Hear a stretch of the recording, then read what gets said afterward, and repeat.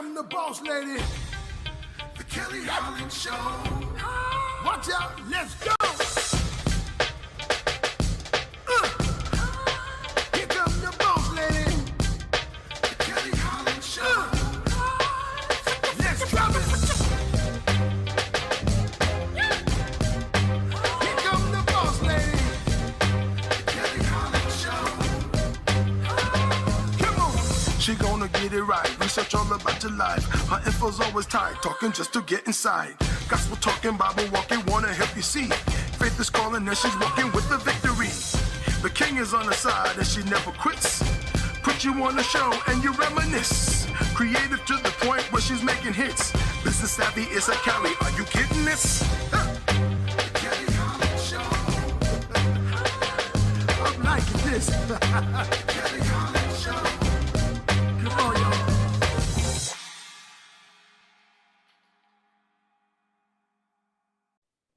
Thank you so much for joining us today for the Kelly Holland Show. We are so glad that you tuned in. And here today with us during this conversational piece, we have my co-host, Miss Donna Story. Donna, please let our viewers know who you are, beautiful, and what it is that you do. Oh my gosh, thank you so much for having me. Thank you everybody for being here.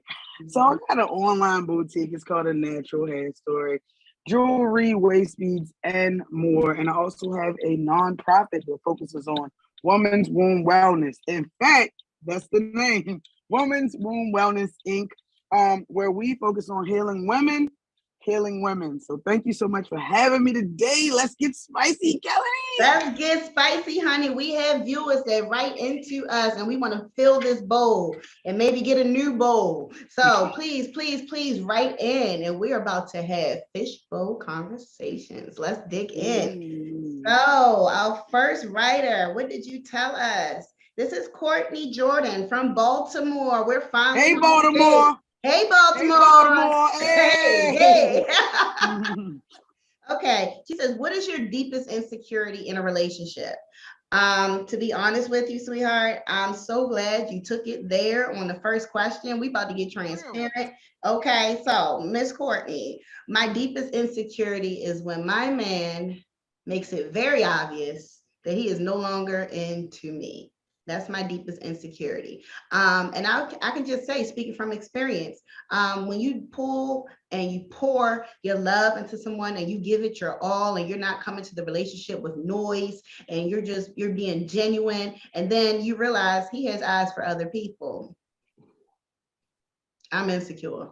What is this about? I can do that. What is she doing that makes you so special? I can do that. We could have just talked about it. Like, what's the problem? So, that's what makes me insecure in a relationship. When my man makes it very obvious that he's no longer into me. Now, if we're in a committed relationship, that's not allowed. If we're just dating and hanging out, it's okay if you don't like me. It's okay if you're not into me. I will live. I never opened my heart. It was guarded to begin with until you earned the opportunity for me to become vulnerable. Miss Story, what's your story? Oh goodness, Miss Story with the story. Here we go. Kelly, I mean, when you be hitting the nail and be right on the head, I feel like, yeah, heck yeah. I mean, I feel like when you step outside of your relationship for anything, it breeds insecurity. One of my good Judies is a psychologist, and she said trust is like a piece of paper. Once it's crumbled up, you can never get it back straight, ever. So, I mean, again, you know, if you step outside, and a lot of times, don't feel bad for going back and going through what you had to go through, because, you know, you try to stand the test of time. You try to have longevity in your relationship. But that breeds insecurity, because normally, as far as being a secure person, I am. But when you step outside, it's just, so that's, for me, that's it. That's it. Okay. Yeah. Cheat on me if you want to. And that was a threat. And a promise. A threat and a promise. Okay. And I'm standing on it. I love it. Because I got a little a little bit. As I mature, the crazy gets a light slighter, but it's still there. Play with my heart if you want to. Okay. I'm gonna feel because it's a privilege. First of all, I'm not even going to go low. Well, yes, I'm not going to go high. I'm going to go low just because you hurt me. And then, now I got to show you how petty I am. So to avoid all that, especially when I'm not in my right frame of mind, don't play with me. If you're feeling something different or you felt that we've grown apart, please communicate that. I will adjust. But don't just let me find out on my own. That's not fair. That's not fair to me, and it wouldn't be fair to you. Okay, so anything you want to add? And can I just say, yes, yeah, I'm not adjusting. I'm not adjusting. Donna almost touched on that because that's how. Look, no. I am not adjusting because here's the deal. You have to accept people for who they are. And it took me so long as a little Black girl with a deep voice and dark skin and a really small frame early on to really get, to get really confident in me. It was such a journey to love me, to have self-awareness, to care, to accept all my unique, I don't even want to call them flaws. We ain't doing that on here. You're not gonna take that from me. So if you are not okay with who I am, gotta go, buddy. And that's okay. Okay. And that's not even in relationships. Everybody can't take all his personality, and that's all right. You can just watch me on your cable network. But at the end of the day, that part. But at the end of the day, as long as we're open and we're honest, and you're like, listen, I like to come out of this relationship. It's all right. It's okay. Let's just be honest and upfront with one another. So let's dig in. We have already spicy. I just love when our viewers just chime in with all the goods. And honey, me and Donna, we're going to be as transparent as we want. So, and that's usually she said I could do it. It's her show. She said I could do it. I'm here. Listen, I invited. Okay, so here we go. Eric Soto writing in from Chevy Chase, and he wants to know, you know what, Eric? I think you met up with some of my friends from the last show, because he's asking us the same question, the wildest place. And I'm just saying, like, where y'all coming from with all this nastiness? The wildest place. Listen, you should have tuned in to our other shows if you wanted to hear those answers, Eric. We're going to skip you because this is not that day. Okay, so. Hey, he's single. He said you said you were single, so he's trying to figure out what he could do. Listen, ask me something else. Don't be piggybacking on these questions. Lady. Send the original, please. Send the original. Okay, we digging back into our fishbowl. We need to mix it up some. Okay, here's a big old question. Let's see how long this is. Andrew Weber from Columbia. When and where do you feel the most of your real self? So I'm a complex person. There's not just one way to take me. I have all this energy, and sometimes I have no energy. Sometimes I just want to be chilling with the Netflix, laying on your chest, feeling secure in our relationship. You have a hand on me, I got a leg on you, and we're just enjoying one of our favorite shows and just banging out a season. That to me is a safe place. That to me makes me feel secure in my relationship. And it doesn't necessarily always have to be something fun and exciting. I feel like my real self when I can take all the makeup off, when I can just love you, when you're not looking for the glitz and the glam, and we can just be real with one another. What say you, Miss Story? When do you feel the most like yourself? When I feel the most like myself, like your real self, because some people, we gotta hide all this personality. I'm so out loud, and I'm so out loud. I kind of feel like I'm the most myself when I'm unfiltered on my soapbox.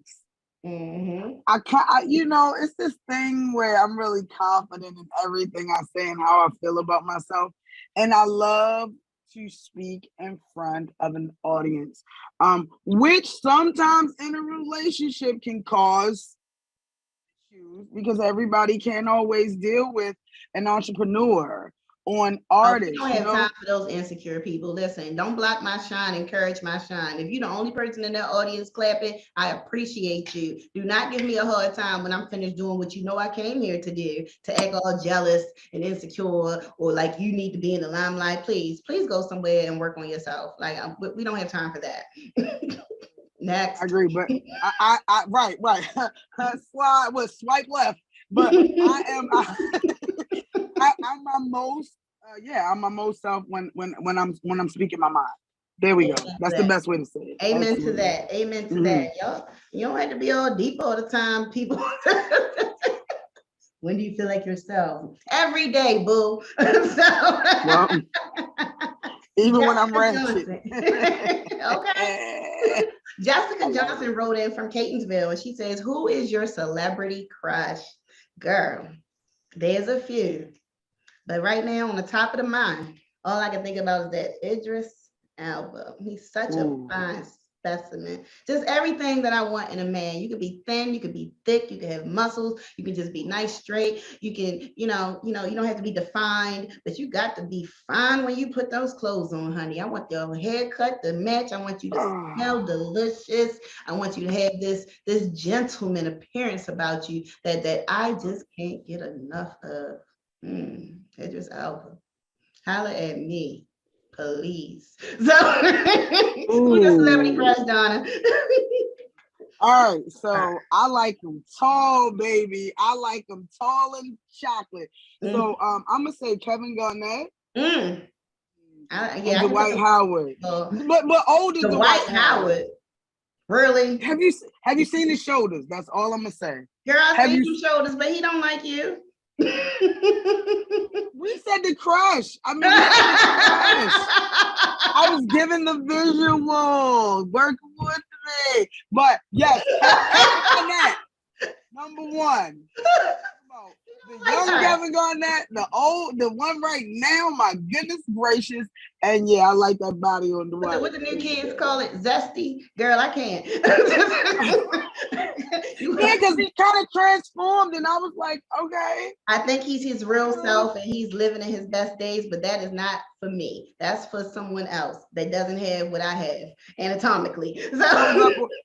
So that's like the dude that shows up on the first date with Sanders. Where you going? You're not going nowhere with me. I can't stand a man that can't dress. You are embarrassing to me. So if we need to hit the mall, or if you're even open enough to ask my opinion, I will give it to you. I will hook it up. Now, I don't like to do this, but you will not embarrass me. So you're going to have to learn to take some initiative to get to those stores and start to be open about your inability to put clothes on and they match. Okay? My goodness. Let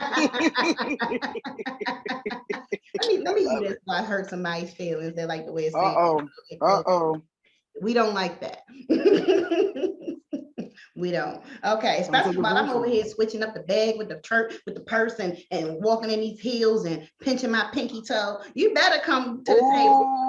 You better come to the table correct. You better understand the assignment, and that is not tacky or beachwear or Hawaiian shirts and all of this foolishness. And your collar is not supposed to be up like this all the time. Okay, so girl, said what she said. It's so crazy. I was in the store yesterday and I was like, see, Kelly is a heel wearer. Like, y'all don't understand. I know Kelly. She's an amazing woman. When I tell y'all, this woman is she a stiletto heel. Me, on the other hand, man. And I said yesterday, I said, oh, I want to go somewhere I can wear heels. And I said, and then immediately say I want to take them off. So there we go. That's me and my heel struggle. I love it. I've come to the age where the heels will stay on. Okay, I'll drive down there in the Uggs or the slides, but when it's time to step out that car, those heels stay on me till I get back in that car. I cannot stand a female that comes out her heels and then all of a sudden she's barefoot. You don't take your tacky tail back where you came from. You do not belong in my company. Like, who does that? Right, not barefoot. That's a whole nother show. That's a whole nother show. Okay, it's COVID on the floor. Okay, so please stop that. That's COVID on the door. love it. All of them. On all the doors. Yeah, absolutely. Okay. Let me dig back in the fishbowl. What we got going on right now? Who is this with a little question? This is Stacy Pitts from Westminster. What is my most precious memory of my husband? I guess I'm going to say this every show. He gone, y'all. We divorced. My most precious memory of him, I smiled the other day when I thought about this though. It was on our wedding and he was just looking all fine and into himself. And you know, it's a celebration at the reception. He's coming over to come get the garter off my leg. And it just in that moment, you know, he's entertaining the crowd. He's showing his love for me in front of everybody. He's being playful and romantic and a little sexy at the same time. That was a good memory for me. What about you, girl?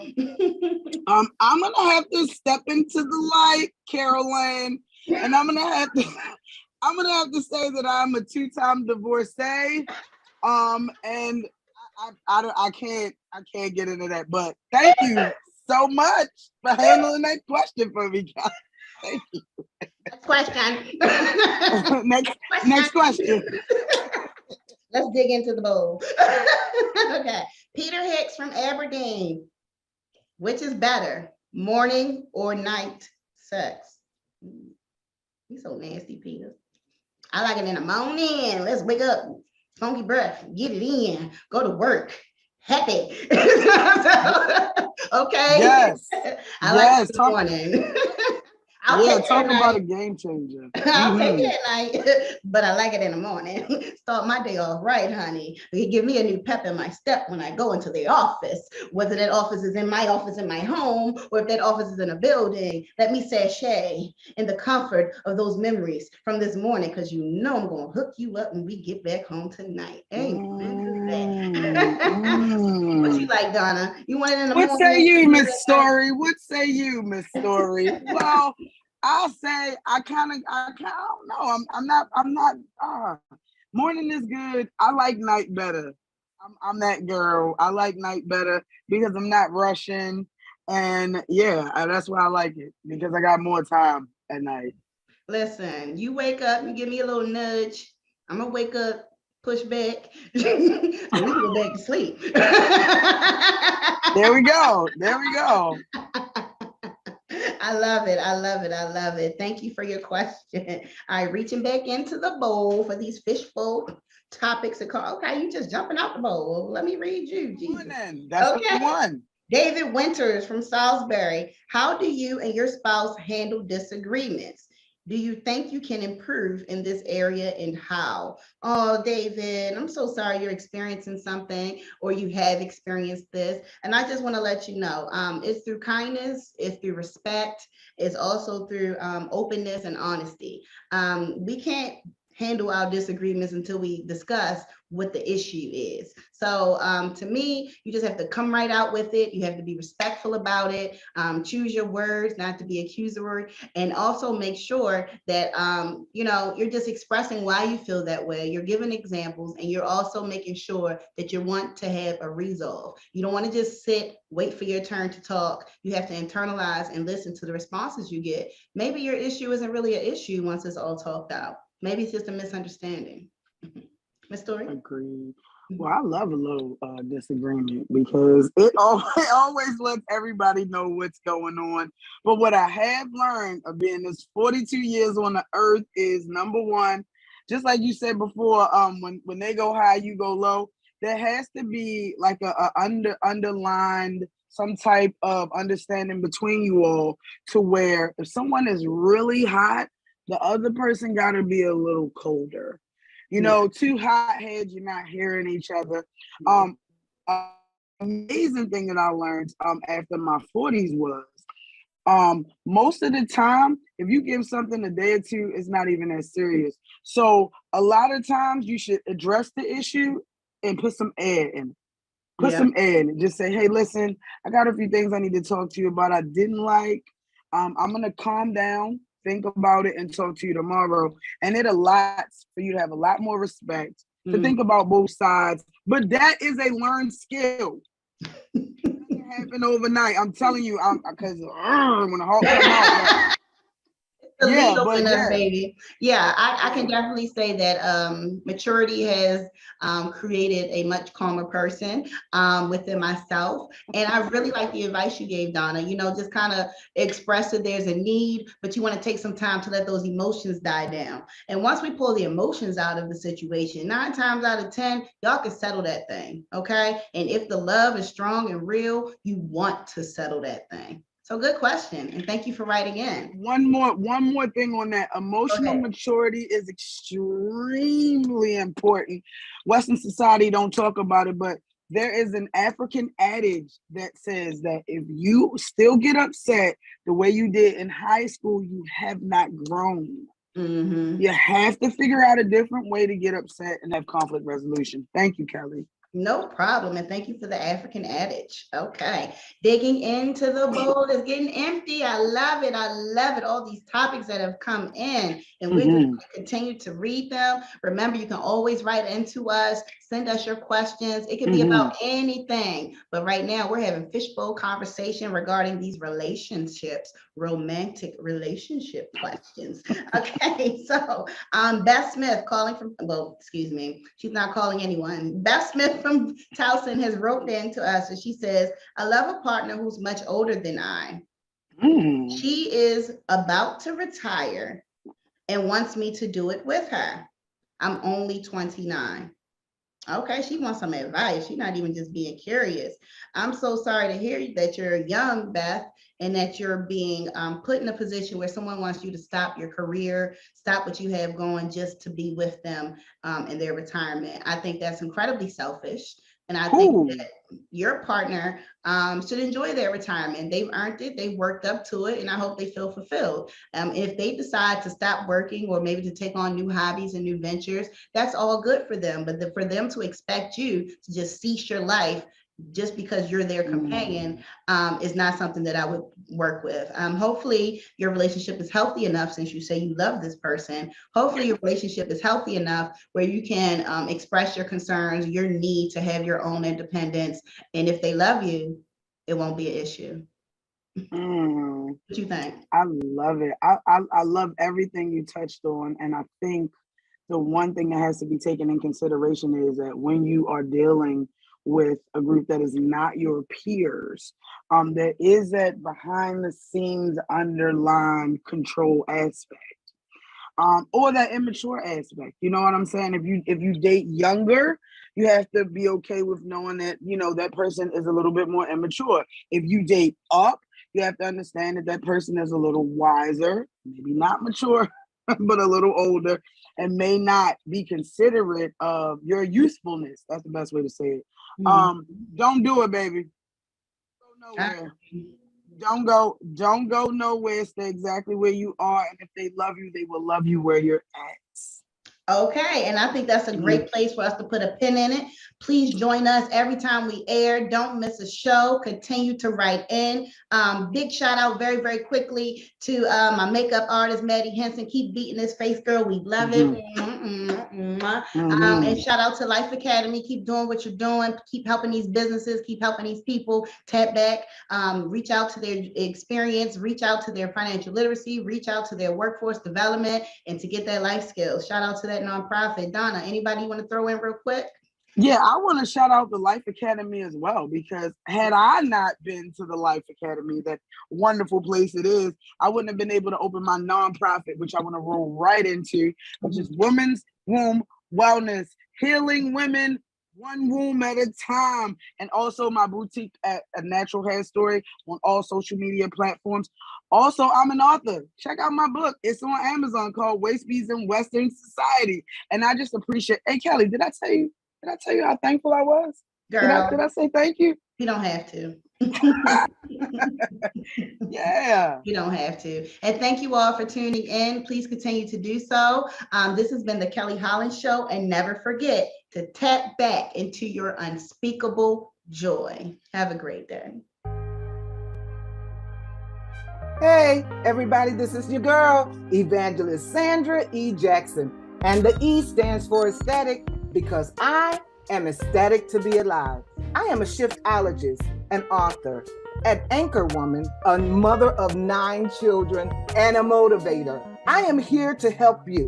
Head over to my website, www.sandrarumph.com. That is SANDRARUMPH. I have what it takes for you, and I would like to help you. So go to website www.sandrarumph.com. I can't wait to hear from you.